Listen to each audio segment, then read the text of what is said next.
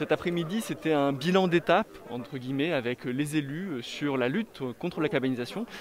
Qu'est-ce que c'est la lutte contre la cabanisation et pourquoi c'est important pour les collectivités? Alors, la cabanisation, qu'est-ce que c'est? C'est bien l'installation sur des terres qui ne sont pas constructibles, la plupart du temps des terres agricoles ou naturelles, de construction à usage d'habitation. Typiquement, une cabane qui sert aujourd'hui d'habitat principal, une caravane, un mobil-home qui s'installe sur un terrain qui n'est pas en zone urbanisée est considéré comme de la cabanisation.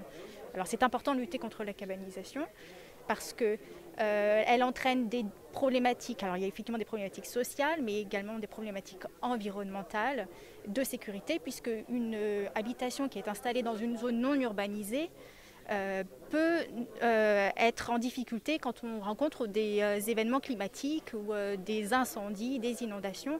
Et les forces de l'ordre ou les pompiers, par exemple, ne sont pas au courant que des personnes habitent à cet endroit. C'est pour ça qu'il est très important pour nous, en accompagnant les élus, de pouvoir lutter contre ce phénomène de cabanisation. Quels sont les moyens dont disposent les communes grâce à vos services pour lutter contre la cabanisation?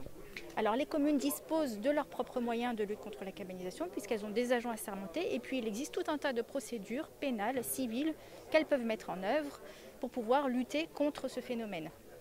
Les services de l'État et la justice viennent évidemment aussi en renfort des élus dans la lutte contre la cabanisation.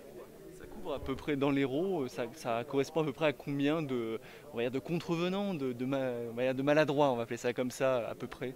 Alors il y a ceux qui sont identifiés par les communes ou par les services de l'État. On est sur environ 700 cas, mais on suppose, avec des vues aériennes, grâce à un outil qui a été développé par la DDTM, qu'il y aurait peut-être près de 30 000 cas de cabanisation diverses au sein du département de l'Hérault.